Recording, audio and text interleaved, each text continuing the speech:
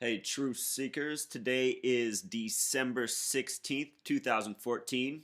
If you can see this little note here, you might write that date 12 16 14, December 16th, 2014. The numerology of today is 42 because 12 plus 16 plus 14 sums to 42. And with the number 42 in mind, it makes me think of the word new and also the events in Ferguson, Missouri. The word new has a simple English gematria of 42, 14 plus 5 plus 23.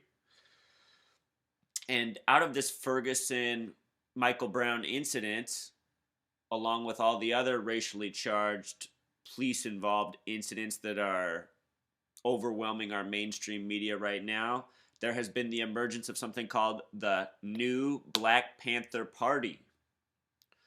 Instead of talking about the new Black Panther Party, I just want to talk about the original Black Panther Party. I like to get to the root of things. So let's look at the gematria of Black Panther Party. Black sums to 11, Panther sums to 37, Party sums to 26. Add it all together, 74. So often coded into the doings of these people, ranging from Ice Bucket Challenge to Black Panther Party to so much more, including our language. English has a simple English gematria of 74. The word gematria itself sums to 74. And think about our nation's birthday, 7-4, July 4th. Okay, so the Black Panther Party was established in the year 1966 or 66. So the same year the NFL was established with the first Super Bowl, modern era of the NFL, you could say. You could also call attention to the fact that the Church of Satan was established in the year 66. The leader of this Black Panther Party went by the name Huey P. Newton. And just if you didn't know that that was the leader of the Black Panther Party and I said the name Huey P. Newton, who would you guess that was? Who so often goes by three-part names with a middle initial? If you guys wonder why I go by Zachary K. Hubbard, I kind of do everything to mock these people a little bit. I also want people to notice how the things I'm doing are just like what they're doing. I don't normally go by Zachary K. Hubbard. Most people just call me Zach, honestly. Anyhow, Huey P. Newton. As it happens, he is the man credited with being the leader of the Black Panther Party, and when we look at his death in a second, I'll show you why he is just another face to cover up a lie. He was born February 17th, 1942, the year 42. We're just talking about that. The numerology of this date, 2 plus 1 plus 7 plus 1 plus 9 plus 4 plus 2, sums to 26. Huey P. Newton died unexpectedly at the age of 47, the flip of 74. And if you've seen my post before, we've talked about how important 47 is. The duality was 74. The word beauty is 74. The word beast is 47. The word candy is 47. The word fruit is 74. The word judge is 47. The word jury is 74, and so on. But you see the duality. So Huey P. Newton dies at the age of 47. His name in simple English gematria, the one he goes by, sums to 166. And remember, the party's established in the year 66. The date he died on at the age of 47 is very curious. August 22nd, 1989. Add this date up digit for digit, it sums to 39. 39, another very important number in this study. The Old Testament is of 39 books. In New York, the United Nations is of 39 floors, 39 signers on the Declaration of Independence. With regards to New York, the abbreviation NY sums to 39. New York with Pythagorean gematria sums to 39, as does the word empire for Empire State. The date of establishment has a numerology of 39. James Madison was very much obsessed with the number 39. The name Madison sums to 39. This gematria. On and on. These numbers are not arbitrary. 26, the God number. 39, a number of much importance. And also the numerology of this date, 8/22/89. If you'd written it that way and added 8 plus 22 plus 89 sums to 119. Like the word or name Star of David in simple English gematria. Star of David, 11/9. Where do we associate these numbers, 11 and 9? I don't have to tell you, do I, Truth Seeker? All right, so moving on, in the history of the Black Panther Party, if I had to ask one, or if I took a survey of 1,000 people and I said, name one person associated with the Black Panther Party, I'm going to guess at least half of those people would say Fred Hampton. Fred Hampton was the leader of the Black Panther Party in Chicago, Illinois. The name Fred was simple English gematria, sums to 33. The name Hampton with Pythagorean gematria sums to 33. So he has a 33 first and last name with gematria decoding. A very much rarity unless you start talking about people in these types of positions who I would refer to as government agents. The word agent sums to 47. I should have mentioned agent's a 47 word. So Fred Hampton, he has this 3333 name. He's high school class of 66. Remember, the Black Panther Party began in 66. So imagine being a high school senior. If you were a black male in the year 66, about to graduate, and this was new, it would make sense that you would have a lot of interest in this. That's a logical connection, especially in Chicago. Had just been nearby Detroit that had race riots. Chicago and Detroit are very close to each other if you're not aware. So after Fred Hampton graduated from high school, he went to Triton Junior College. Triton happens to have the gematria of 33 with Pythagorean gematria, just like the name Hampton. So he went to this 33 junior college and then dropped out and became what he was in the Black Panther Party. What he's most known for, or what his legacy has become, is the way he died. He was murdered December 4th, 1969. This is a date with a numerology of 32 and 85 with these two methods. So instead of 39, 119, this date has 32 and 85. If you're not aware of my videos, the number 32, the word America equals 32, the abbreviation U plus K is 32, the Declaration of Independence has a numerology of 32, the word average equals 32, the word college equals 32, the word career equals 32. I just call it a very American number. To me, it's the number of America, 32. 85, that's a number with a numerology. 8 plus 5 becomes 13. 1 plus 3 becomes 4. So it's a number in numerology having to do with foundation. And his death has been used over and over to influence minds such as mine about what's been going on in this country. The way his story was always presented and understood as I was growing up, because I cared about this Fred Hampton story. I was someone out for justice, and I saw the racial inequality and everything going on in this country. I mean, there's no doubt that this stuff exists.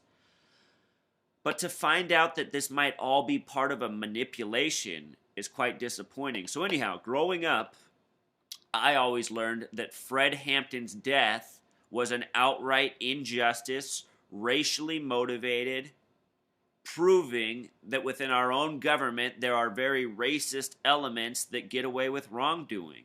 And I think that that message is in most people's minds who know the story of Fred Hampton. And then you have to ask yourself, what does it do to us psychologically, knowing this stuff? Knowing this story's out there about Fred Hampton. If you guys haven't heard the story, Fred Hampton was murdered in his sleep in his apartment by the FBI. It's not a conspiracy theory. It's the story, and it's one that's just accepted, and it essentially shows, at least to me, it just shows that injustice can stand. At the time this happened, J. Edgar Hoover was in charge of the FBI, which was established on March 22nd. He took over as head of it the very next day, and he remained in power until he died at the age of 77.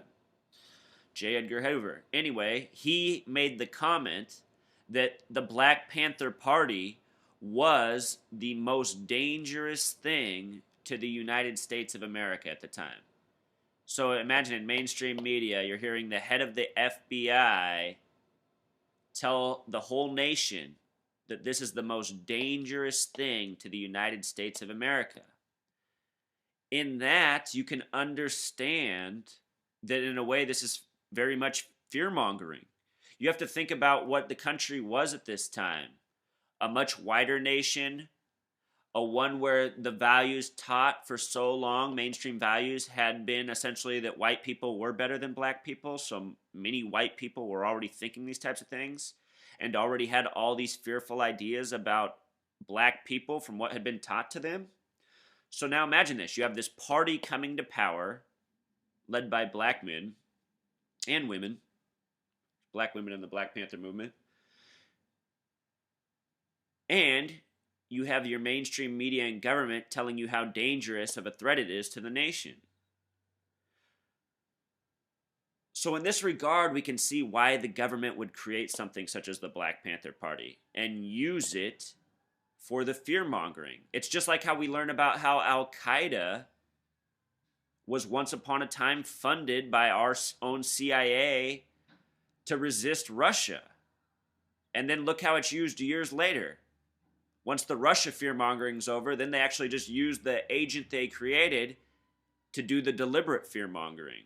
Remember, Al-Qaeda is accused of the attacks of September 11th, 2001. So from Al-Qaeda to Black Panther Party, it's the same tactics. Back on the topic of Fred Hampton, he died at the age of 21. It should be noted that Illinois is the 21st state where he was the leader of the Black Panther Party. He died in Cook County.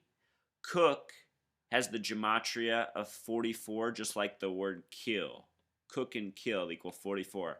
And now think about Barack Hussein Obama, the 44th president, coming from Illinois. Also, I wanted to make a point that out of all the decades, the only decade with a gematria of 33 is 60s. Just like the only color with a gematria of 33 is orange. The day he died on, Fred Hampton, December 4th, 1969, that's the 338th day of the year. That number just, it looks interesting to me. It has a 33 and a 38 in it. The word death sums to 38. Tupac and Notorious B.I.G. both died on dates with numerology of 38. Also, this date's under the sign of Sagittarius. It's the only sign with a simple English gematria of 144. The phrase mark of the beast equals 144 in simple English gematria. And anyway, Truth Seeker, I mean, that's pretty much the extent of the message. I hope that was clear. What I'm trying to say is, to summarize, is our government is creating entities that they want to use in a certain way to create a certain type of consciousness within us, the general public. And that consciousness has to do with fear and misunderstanding and misguidance and ignorance. And it's all based on lies and deceit. It's just a tragedy, you guys. I mean, think about this. This is what our tax dollars are really going to. An ongoing manipulation to keep us on a conveyor belt of control. And what they know through years and years of practice and doing this to people is that fear is the best mechanism for control. So we have to wake up, we have to unite, we have to stop dividing over the same things over and over and over again. Anybody fooled by this new Black Panther Party movement? I don't really think anybody is fooled by this, honestly, Truth Seekers. Maybe some people are, but I don't know. From the majority of people I've talked to of all races, it seems like a lot of people are aware that it seems like our media is truly building for an unnecessary race war. I think they're doing a poor job overall at what they're trying to achieve right now, which in a way is a positive thing for us. We want them to fail at what they're doing, but we want them to fail even worse. We want it to fail so hard that there is no more of this. We need to shut all this down, people. Imagine a world where if our tax dollars actually went to, say, building community. Here in Seattle, where I live, It's the most segregated city I've ever been in. If you guys didn't know this, Seattle might be the most segregated city in the United States of America today. South Seattle is almost entirely minorities, and it's impoverished, most of it. I used to teach in South Seattle. I had a classroom, a very diverse classroom. That neighborhood right now is actually considered the most diverse neighborhood in the entire United States, South Seattle. In my classroom, I think there was 24 different languages spoken. So it's not just poor Americans there. There's lots of poor refugee families and immigrant families in South Seattle. But anyhow, the city's just completely segregated, and it goes back to when Seattle had busing and trying to integrate schools. If you come to Seattle, you'll see that north of Dearborn Street is where the city is and where the majority of the wealthy and white population lives. And if you go south of that, you'll see it's just completely segregated. It's amazing to think it's 2014. Seattle's presented as this liberal, forward, progressive city, but in truth, it's just an archaic piece of the past. And Seattle's also a good example of everything that's wrong with liberalism. Honestly, there's all these. You hear all this good stuff about Seattle, but then you come here and you see it's really just a disaster. They have horrible public transportation. They're way behind. Taxes are through the roof. There's not a lot to show for it. The city's segregated. And most liberals are people, I think, that have their heart in the right place, but are blind to the realities of the day, and they just follow their ideals and what they want to delude themselves with in their head. And I think Seattle's just a shining example of that. You come up here, so many people think it's a great city, but honestly, to me, it's just an embarrassment. And if it wasn't such a beautiful terrain, I definitely would not live here. So, anyhow, truth seekers, just wanted to talk about this and then ramble on as I just did about race and all that in this country. We need to stop being so politically correct and idealistic and just start being more real and see what's really going on. All right. Until next time, truth seekers.